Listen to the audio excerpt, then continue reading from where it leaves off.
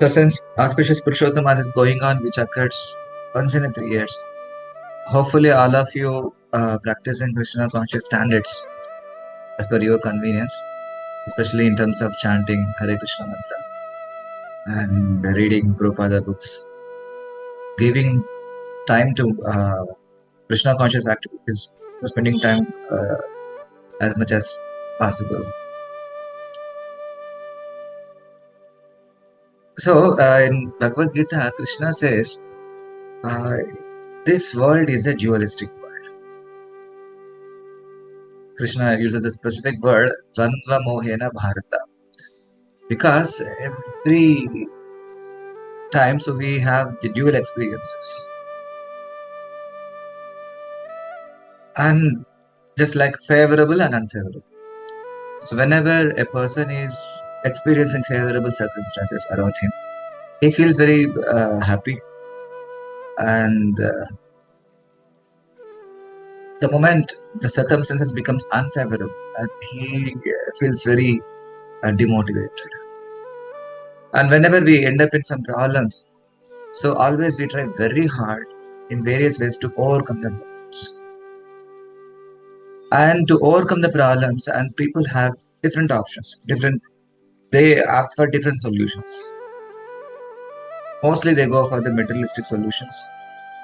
So by the way, unless their karma favors them, so they cannot get any good permanent solutions for those problems. And some pious people, they approach,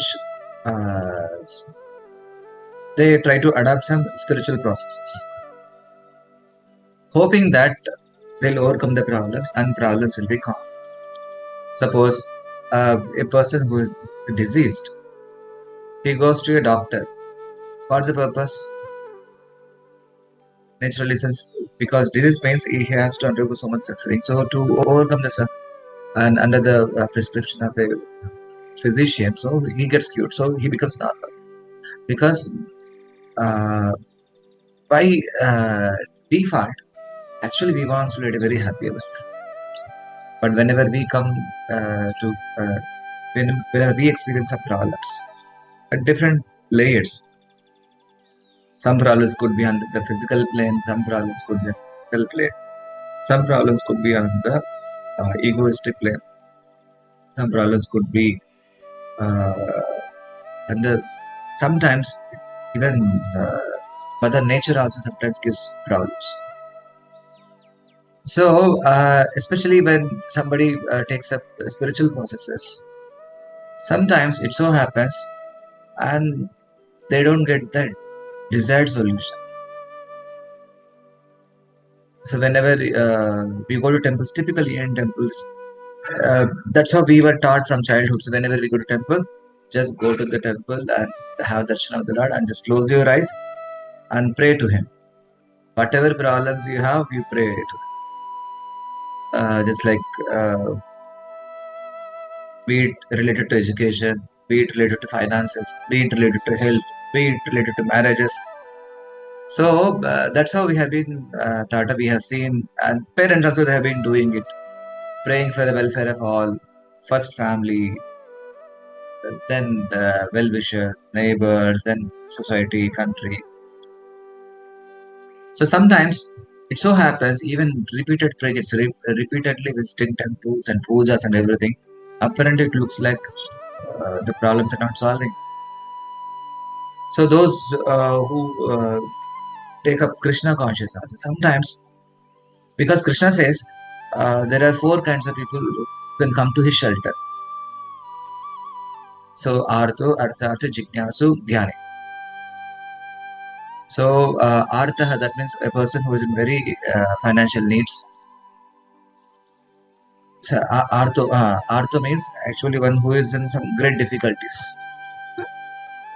So then Artharthi means, and no, he is in need of some financial assistance.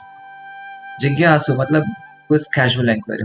He just wanted to know what is this world about, how things are happening, how things are systematically been arranged. So he has that inquisitiveness to understand. By the way, he's not so serious to understand, but he has that inquisitiveness. Just like small children, they keep on asking question. Mummy ये क्या है, पापा वो क्या है, ये क्या करता है, ये कैसे करता है. Actually, he is inquisitive, but he is not serious. So whereas other categories, Jnani, the fourth category of seeker is Jnani. So he is actually a knowledge seeker. He is seriously convinced. Yes, he just wanted to understand everything. How actually the world is functioning, how it's being maintained, and what's the purpose of its creation, what's the purpose of my existence. So Krishna says among four categories of people, so Jnani is considered as the best because he's truly seeking the knowledge. Other people are just like Artho, a person who is in very greatest difficulty because somehow or the other he wants some money. And since he is pious, so he'll come to Krishna instead of going to other places, instead of earning money in shortcuts, instead of cheating people, instead of visiting Babajis. So he approaches Krishna and he prays to Krishna. By chance, if Krishna sanctions it and his financial difficulties gone away, there are probabilities, there are chances are there where he can go back to his past life, past routine. He may forget Krishna because he came to Krishna for a specific purpose and that purpose is gone. So other Artharthi, similarly Artharthi also one who is in need of some financial assistance. And the Balaji temple is very famous for the dealings. So my dear Lord, please you do this, you sanction this, and also if we get this much profit, we give this much percentage. So as soon as he gets the result, profit, and he also forgets Krishna and he gets engaged in his own. So Jigyasa, casual inquiry, he has inquisitiveness, but even though when we make him understand through philosophy and he's not really convinced, okay, so I just casually wanted to know, that's it. So these three category people are like, as soon as their needs are fulfilled, so they turn back towards Krishna, and so they go back to their materialistic way of life. But only Jnani, he continues because once he are convinced through philosophy, then he tries to continue that path. And Krishna says these four people are actually pious people. Krishna uses the word Sukritina. So these pious, undoubtedly they are pious people, but among these four categories are these Jnanis who are trying to understand the absolute reality. Sometimes, because initially when we come to Bhakti, things are normal. Sometimes it so happens after practicing Bhakti for some time, apparently there will be some problems. And somewhere that problems kept coming, then we become restless because even though I'm practicing Krishna conscious and I'm accepting Krishna as Supreme Personality of Godhead, and still no, I'm facing so many problems. I'm trying very hard to overcome these problems, and it's a bit difficult. So recently, I happened to meet one person. So he was known to me. They're good people, Madhva families, Brahmin family, basic practices of Vaishnavism they know, but sometimes they chant not exactly Hare Krishna mantra, and like uh,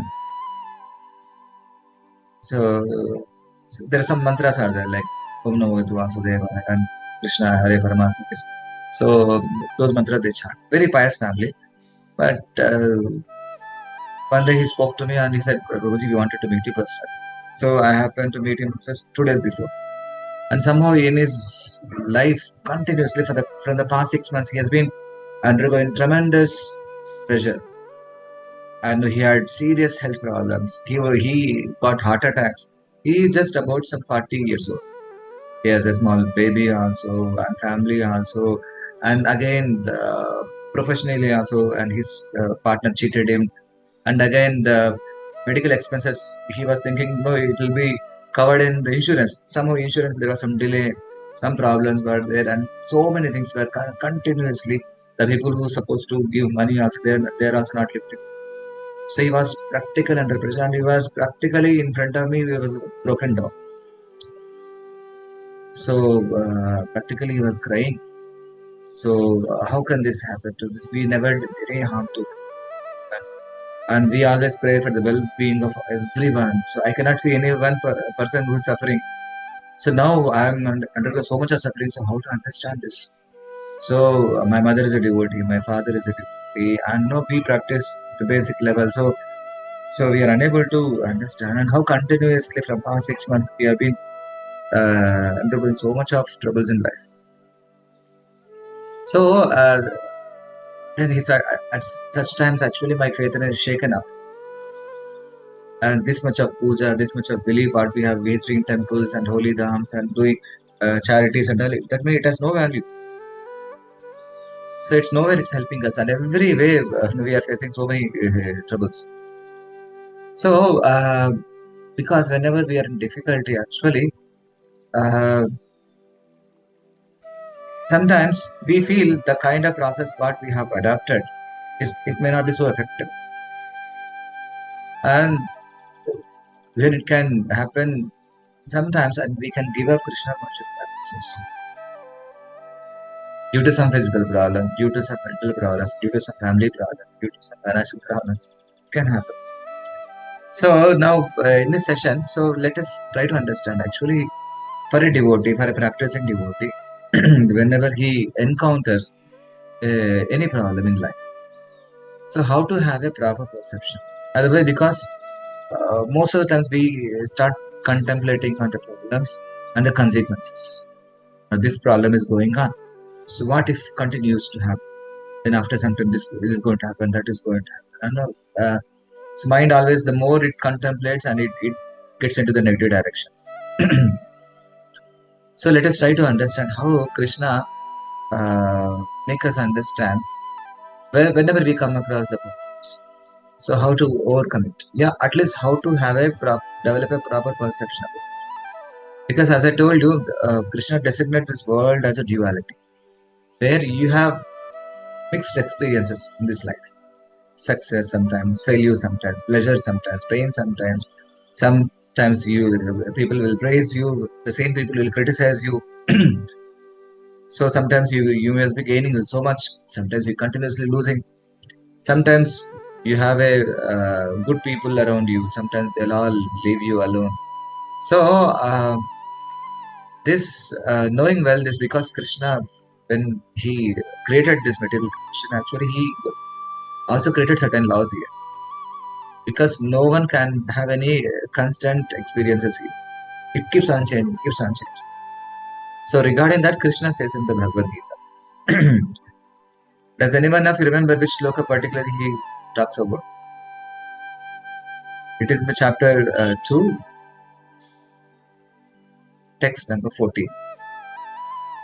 So there he says, Matras Pashastu Konteya Sitoshna Sukha Dukkadaha Agama Apayina Anityas Tantitikshasya Bharata.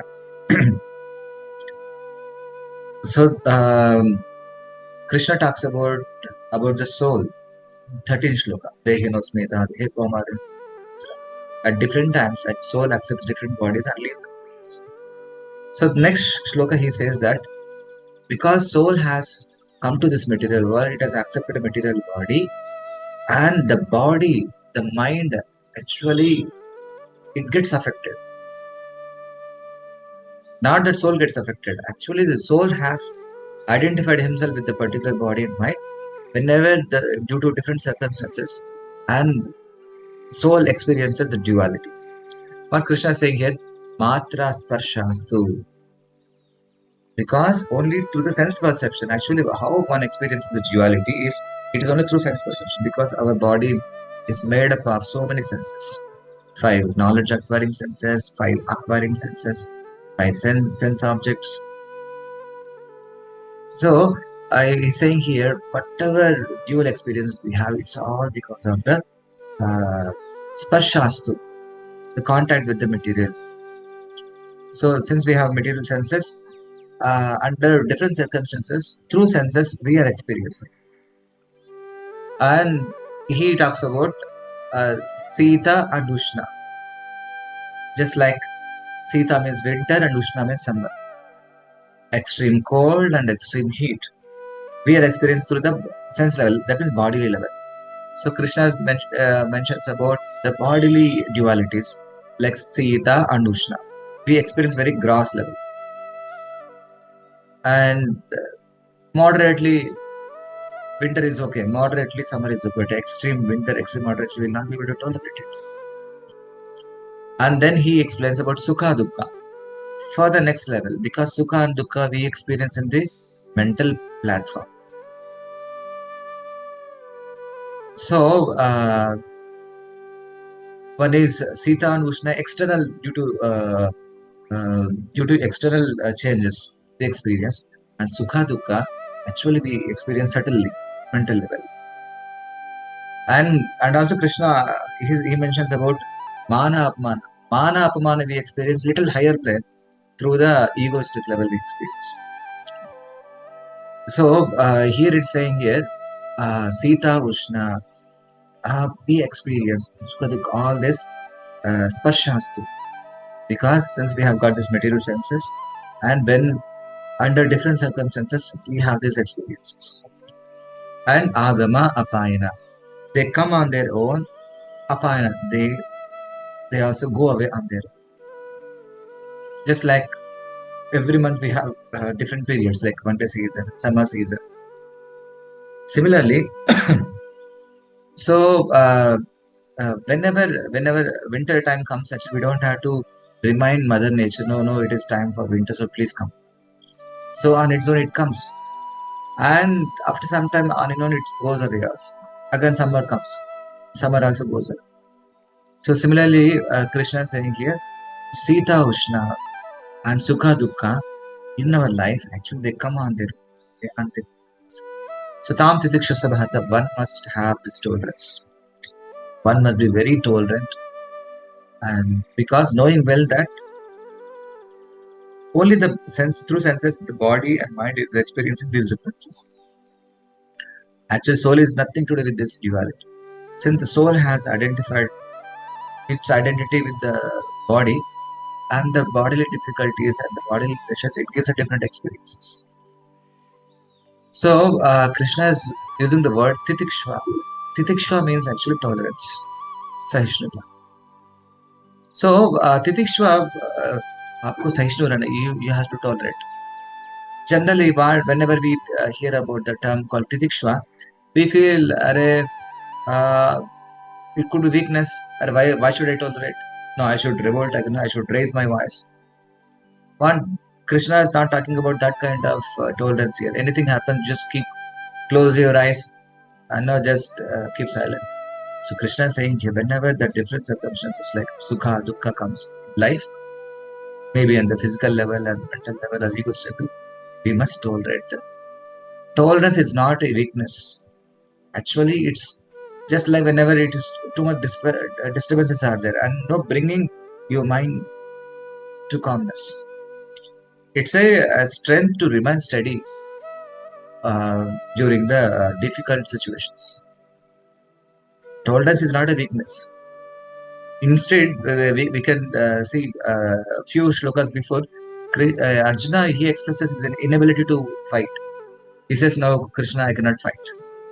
Even though he was capable of fighting and winning the war, and he says, Krishna, no, because of my mind has now lost equilibrium. So my mind got bewildered. So I cannot fight. I don't find any strength in myself. I cannot fight. So actually he was showing his weakness. But Krishna is now he's telling you, please tolerate, you please be patient. So what Krishna's mean was is not that tolerance. It is actually gaining a strength to become steady, especially there are disturbing situations. So that's what, and because whenever we experience difficulties, to some extent we try to address the problems. After some time, if it is repeatedly kept on happening, then raise the hand. So you can understand this because Krishna, being the supreme person who can do anything and everything, but he is telling to Arjuna, uh, through Arjuna, he is conveying to all of us that no matter how powerful he may be, no matter how successful may be in life, but there are situations where we encounter difficulties. So, for a devotee, when difficulties come, how one should experience, one should have a perception about the difficulty. Because Krishna is making us clear that you please don't expect this world to be very, very fair and justice to you. Because people are, they talk so much about the justice. Actually, in this world, getting justice and fairness is next to impossible. By chance, sometimes, no, you may get it if you have good karma. Otherwise, it's this because this is not a fair world here. Laws of karma governs everything, and which life, no, when no, we have done some mistakes, when we have violated some laws, and laws of karma notes it. And when certain time comes, and no, with the force, that reaction comes to us. And we may not, because since we have done so many karmas, actually, we don't even realize if I'm undergoing suffering, then what's the reason? Where I've done wrong? So it's very difficult no, to understand the karma. It's very, very interesting. So that's how Krishna is addressing the problem at the root level, because you are experiencing happiness and pleasure, pleasure and pain, and happiness and distress through senses, and you change the, you start uh, improving your consciousness from body to the soul. Because unless we change the consciousness, it's very difficult to, you may, to some extent, suppose in tolerating, suppose we may have experience of the difference of between the cold and the heat. So in tolerance level, Krishna is taking the basic level. It's not the highest level. Tolerating only just basic level. And then the next level he uses the word, next shloka he uses the word samatva, and become equipoised and accept both equally. Because when you know certainly I cannot avoid certain things, so I have to experience better, you accept. So Krishna is making us understand, at least when we are mentally prepared for something. Just like in weather report, so tomorrow they're going to heavy rainfall will be there, and uh, so please be prepared, better not to go out. So they give precautions, they give warnings, weather warnings. So you are mentally prepared to face tomorrow. So you are done your planning, take a, so most of the things are managed the phone, you know, tomorrow power also will not be there. So accordingly, you will plan your things. When next day comes, when heavy rain comes also, you are least disturbed. It doesn't mean that you have no difficulties. There could be some, in spite of your planning and preparation, there could be some difficulties, but still you are prepared for it. So Krishna is preparing our consciousness. As long as we are in this material world, you will encounter difficulties all the times. So, so being beginners, naturally it also affects us. And people also sometimes tell you know, अरे you are practising Krishna conscious, आप तो chanting कर रहे हो, मंदिर भी जा रहे हो, फिर देखो आपको इतनी दुख कैसे आ गया. So then we'll start doubting the process also. So now how to practically what Krishna is saying here only just as a philosophy. It was only meant for Arjuna kind of people. Are really is it applicable in life also? Are there any persons who followed those principles in practical life? So Bhagavatam is full of those elaborate explanations. How the great devotees, having great qualifications, great character, great devotion, but still at these kind of difficult times, how they maintain the same Krishna consciousness. Finally, they overcome the problems also at the same time. They've they were progressing also spiritually. So Bhagavatam gives a number of examples. So since we have a shortage of time, so we cannot study all the examples. One best example is uh, Kunti Maharana's example. No doubt, we all have sometimes experienced difficulties. Sometimes. But here is a great devotee of Krishna who is Aunt Srimati Kunti Devi. So, she was born as a princess with royal opulence, and from childhood, because being a princess, she had access to every facility. Of course, she was well qualified and well devoted.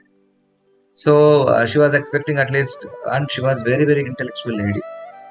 That's how when Swayamvara happens, usually Swayamvara happens, the kings come and they uh, कई प्रकार की उनको जो प्रतियोगिता होते हैं competitions होता है सो उस समय जो है वो some by showing their valor by skills they'll win princess but लेकिन when it comes to Kunti was she was very very intellectual so her Swayamvara was not some showing some physical valor वो एक बहुत ही logical शास्त्रों शास्त्र की चर्चा होते थे मतलब through scriptures and she used to ask many questions.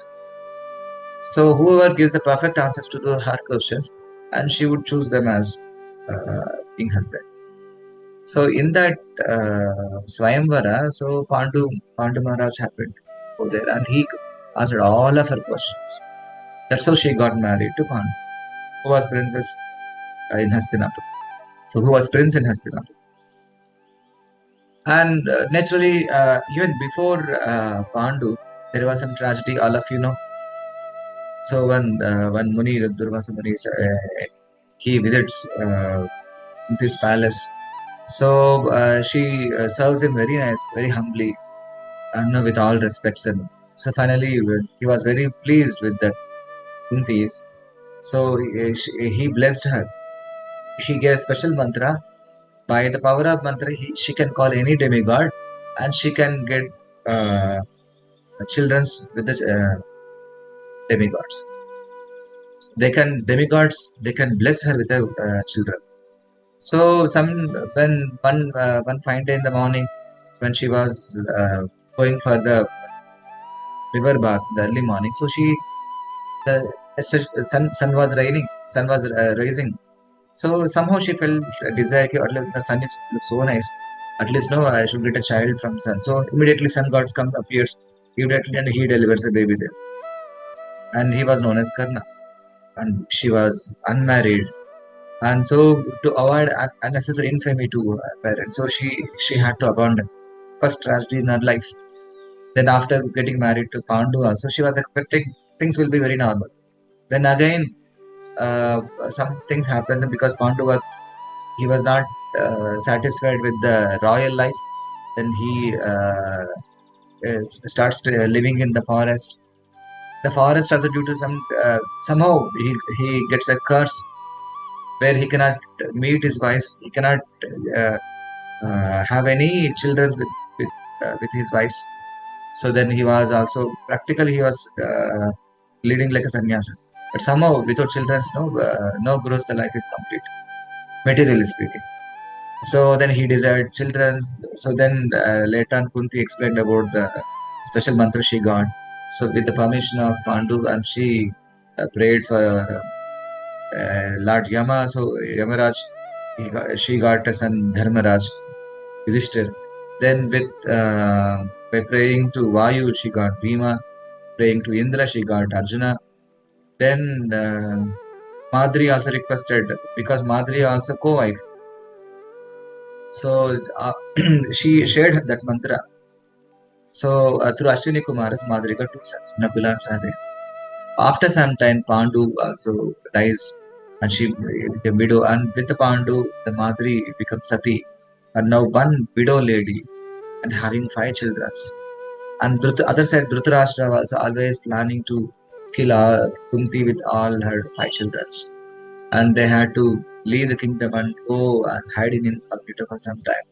Then after some time, when they returned to Hastinapur, entire kingdom was divided. Half of the kingdom was given to Pandavas, and half of them was given to Duryodhana, which is Duryodhana's got all the developed city, and other side Pandavas got only Indraprastha, which is not developed.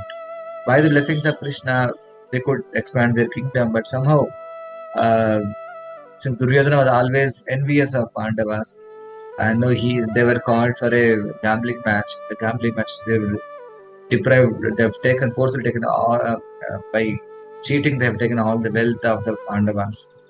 Even they dare to insult a great devotee, Draupadi. So again, after spending 12 years in the forest and 1 year in exile, incognito, when they returned, so they were denied their own kingdom. So then again they had to fight great Kurukshetra war. Even war also there are so many difficulties. So again, end of the Mahabharata, Pandavas became victorious, and finally Ashwatthama, because no he could not protect his father, so somehow he was also revengeful. Finally, he uh, he chanted Brahmastra mantras to kill his last descendant of Pandavas, who was in the womb of Mother Uttara. So when Brahmastra was approaching and Uttara she ran to Krishna and prayed for protection. Krishna protected by entering in her womb. And then finally, Krishna was leaving to Dwaraka. So during that time, Kunti approaches Krishna and she prays to Krishna. Very wonderful prayers. Usually, suppose in our life, if we have these many difficulties, not these many, even one of the difficulties, suddenly you are thrown out of your home and you are in the streets. How do you feel? So humiliated, so insulted. But in Kunti's life, they were great devotees. From princely order and all capable people, qualified people, dharmatmas. And even those people had to undergo so many difficulties. What is the consciousness of Kunti is? And Kunti is not complaining to Krishna. So she was praying, Vipadas Santu Tas Ashvat Tatra Tatra Jagadguru. So, oh my dear Lord, so please don't leave us, because you are the one who protected us from various dangers. Vishan Mahatme, Purushada Darshana, Asasabhaya, Vanavasa Prichita, Mrde Mrde Neka Maharatashto, Dronas Charas Chabe Hare Virakshitaha. From the beginning, from giving poison to Bhima to till Kurukshetra, till Ashwatthama's Brahmastra. So Krishna, it is you who continuously protecting us. More than your family, you are trying to give protection to us. You are continuously with them. And interestingly here, Kunti Maharani was not praying, Krishna, you have protected us from this danger, that danger. It was not meant that only they got relieved, and materially she was giving thanks to Krishna. So no, because she explains the next line, Bhavato Darshanam Yasya, because whenever we have difficulty, Krishna's your personal presence we could feel. Bhavato Darshanam. So you mercifully gave glance to us. To protect, Krishna personally came to Pandavas many times, many instances. Because what happens when Krishna, because in every difficulty, actually she was feeling Krishna's presence only. Bhavato Darshanam is Apunot Bhava Darshan, because as soon as we get Krishna Darshan, actually there is no Bhava Darshan. That means again we don't have to take next birth again. So see the level of consciousness which Mother Kunti had. In even one difficulty in life, if we get these kind of difficulties, we are totally devastated. Forget about chanting, we don't even remember Krishna's. But whereas Kunti's conscience so elevated, in spite of continuous so many difficulties, she never had any complaint about Krishna. She was just only praying, Krishna, it is you mercifully protected us. To protect us, you always came and gave darshan. And even the Lord also, he was more keen to protect Pandavas than their own family, even in the Leelas. So, when a devotee encounters a difficulty, he sees that maybe this is the time where I can remember Krishna more. I can try to practice those philosophy. Otherwise, suppose you have been invited to a dinner. किसी ने आपको dinner को बुलाया, वहां पे पूरा थाली में जो लगभग 15 आइटम्स दे हैव मेड, सारे 15 आइटम्स जो पूरे स्वीट्स ही है, लड्डू है, बूंदी है, जलेबी है, और रसगुल्ला है, जामुन, गुलाब जामुन है, और मैसूर पाक है, सूजी का लड्डू है, बेसन का लड्डू है, आटा का लड्डू है, और नारियल का लड्डू है, और ये हलवा है, मूंग दाल का हलवा है, कैरेट गाजर का हलवा है, लौकी का हलवा है। पूरे थाली भर के आपको केवल जो स्वीट ही दिख रहा है। अब कैसा लगेगा?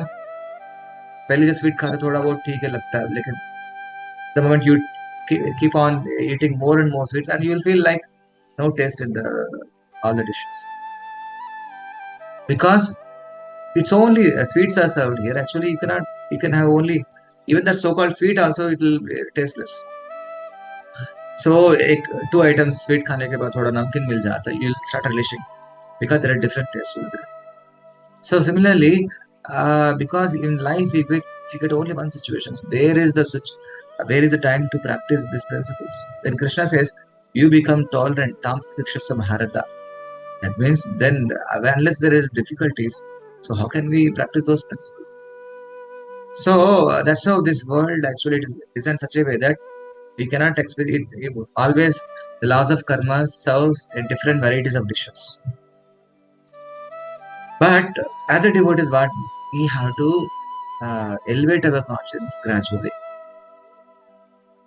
Just like uh, all of you must be traveling, Activa, car, something. Suppose if you are traveling in a road, especially if you come across any junction, there will be red light and green light and orange light. As soon as green light shows, and you can start driving. Whenever orange light shows, you have to just slow down. Whenever red light is shown, so you have to stop completely. So, but sometimes, even though the vehicles on the road has to follow all these traffic rules, but a plane is flying on the sky. Suddenly, a red light comes, so it doesn't care for any of the red light on the road, because the aeroplane is flying on the above roads. Even though there are so many things like green light, red light is going on, things are going up. No, but for aeroplane it doesn't matter, because it doesn't have to follow the traffic rules on the road, and it doesn't get affected also, because it has its own course.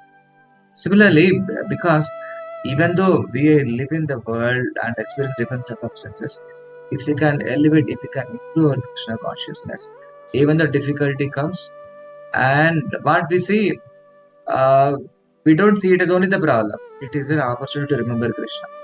Even Brahma, it is in his prayer says, Tattenu kampa susumikshamana gunjana eva vipakam. He says, "It is my Lord. It is you. I don't see it as your punishment. I see it as a your kripa. Tatte anukampa." So I see it is a nice learning lesson you are teaching me. So uh, otherwise, and we get conditioned to this. Already we are conditioned to this word, and we don't want to go back to this. We don't want to leave this world, because always we want to whatever body we get, so we want to stay here on. So that's how Krishna's arrangement is. But everybody has to have a different experiences. But a devotee who is progress in Krishna conscious and continuously he contemplates on this philosophy of teachings of Krishna from Bhagavad Gita and Bhagavatam, the teachings of great devotees. And since they have set a high standard examples, by seeing them, by listening to them, and we also get motivated. And we also progress in the direction.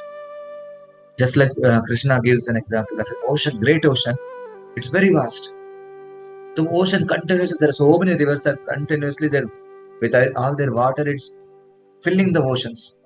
But ocean never becomes overflow, because it always maintains its steadiness. So Krishna says that by practicing, by understanding philosophy and implementing those philosophy, actually we can increase our consciousness, elevate our consciousness, so that the river flow doesn't disturb us. So just like suppose if there is a 200 ml water is there, you add 100 grams of salt to it. You nicely mix it. After taste it, it will be very salty in taste, right? So You take the same amount of salt, 200 grams of salt, you add in 1 liter of water. Still, it will remain salty, but the saltiness will come down, will be minimized. Now, the same amount of 100 grams of salt you add in 10 liters, hardly any saltiness will be there. Then, the more you increase the size of the water, actually, the same quantity of salt, you can have a. After some time, you will feel there is no saltiness at all. Even the quantity, just like the salt represents different kinds of problems. So if you have a very limited material consciousness, just like 200 ml water, it becomes very much troublesome. A small problem, like 100 grams of salt is nothing, but since the water quantity is less, so the impact of salt will be more. We feel more, no, it's too much salty. I can't even put a drop on my tongue. The moment you change it to the 1 liter, the amount of the same with the same amount of salt, the kind of saltiness you experience, it's relatively much lesser. That means same amount of salt, but at different levels of water actually experience different. Similarly, same amount of problems, different problems: the physical problem, mental problems, social problems, family problems, natural problems. Whenever it comes and falls in consciousness, if we can increase the consciousness, elevate the consciousness, that impact will be minimized. Very minimal impact will be there. So since we cannot avoid any problems, we are not in control of anything what's happening around them. So what is there with us, what is in our control is actually by practicing Krishna conscious principles, we elevate our consciousness. So that can happen at various ways. One of the most important ways to elevate our consciousness by chanting Hare Krishna mantra soulfully.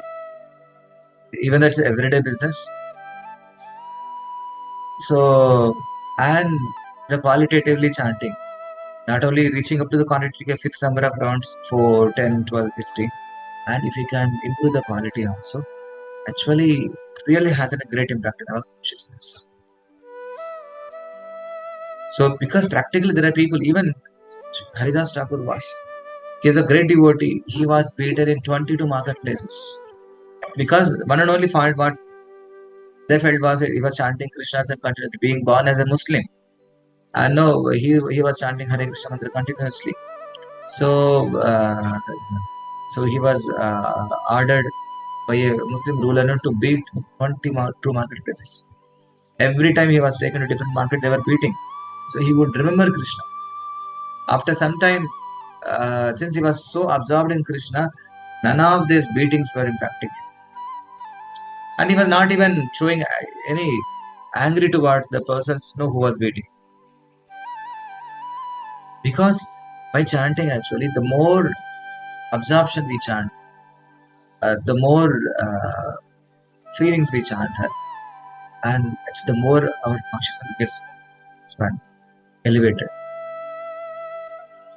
So then reading, because sometimes chanting becomes mechanical. So you need to add some values to it. Understanding as Krishna is not different. His holy name, Krishna mercifully has appeared in the holy name, and even since I'm so fallen, so to reach up to you, because I cannot pursue anything spiritual thing. So he appeared in the materials. It looks like a material sound, but actually the vibes of this Hare Krishna mantra is totally transcendental, spiritual in nature. So this is the best way I can serve Krishna in this Kali Yuga. And the more and more clearly I hear Hare Krishna mantra, my heart gets purified. All the internal enemies, kama, krodha, dosha, moha, lobha, and all gets minimized. So with all the proper understanding, I know just how Madhupata introduced the soulful japa concept, and not only just offering with counting beads and moving the tongue, and actually gradually we can develop a seva bhav. Just like when you are suppose you want to make a flower garden, Krishna. So you go to the garden, while going also think to my Krishna, I'm making a beautiful flower garden. While packing also you can think about the garland. Then while making garland, when you offer garland Krishna, and you feel very satisfied. Similarly, even while chanting Hare Krishna mantra, so every word of Hare Krishna mantra as a flower. This garland has a 16 flowers. Hare Krishna, Krishna Krishna, Hare Hare, Hare Ram, Ram. The 16th syllabus, a nice garland is there. So, and we can offer it. So, beautiful feelings we can develop. So, Madhu Pandit Prabhu explains so many concepts. And one should study. I will forward you that PDF, but it is PDF is about some 650 pages. Or else I can forward few pages, few topics. Because we read, it's not that only while chanting, no, we contemplate that. That during the daytime, whenever we get times, we contemplate, we study. So it becomes easy while chanting to remember those concepts and engaging ourselves in services where Krishna's service is connected, visit temples and participate in kirtans, book distribution, even at home and telling someone about chanting Hare Krishna mantra, making them chant. And there are so many ways where we can elevate our consciousness. So listening to lectures and watching. So all these things are really helps us to elevate our consciousness. So one cannot avoid the problems in life. Even no matter you practice Krishna conscious, you don't practice Krishna conscious, still one has to have a problem. But since we are practicing Krishna conscious, there is a great hope from Krishna, so that we accept the reality and we develop the tolerance. We can always pray to Krishna because something is really bothering you and troubling you very much. And you will sincerely pray to Krishna. Krishna, please. I'm so insignificant. I know my ability to tolerate things are very minimal. So please give me sufficient tolerance to accept things whatsoever happen. So otherwise, because unless you accept the reality, and no, your mind always justifies whatever is happening to you. It's totally injustice, unfairness. So in the material world, you cannot expect any fairness all the time. So in this way, actually, we can address those problems. Not that by praying to Krishna, he will remove all the problems. And we pray to Krishna, please give me sufficient intelligence and tolerance to face those challenges. Anyway, we have to write exams, so better let me prepare, no? No, why examiner has to give very tough question and he should give all the easy questions to me only? Why? We cannot say exam is exam, so our duty is to prepare. And Krishna also so mercifully is telling no problem, how much you can do, how much you can fight, you fight it. You don't expect well. You just write your exam. So you prepare yourself, give your best, write exam and rest, leave it. Whatever results comes, we accept it. So we devotees, as a matter of duty, we try to execute and sincerely we try as far as possible. Then afterwards, whatever outcome comes, so we accept as a Krishna's sin. So that and we don't get bothered. Otherwise, material unsuccessfulness, infamy, difficulties always. So if it is not checked properly, if it is not monitored properly, it can take away our devotional service. We may lose devotional service also. There are many instances where devotees very enthusiastic in the beginning when the problems arises in life, and gradually and they also got disconnected from Krishna consciousness. So we should be careful so that uh, the problems will not affect our spiritual life. Okay? Hare Krishna. Thank you, Prabhu.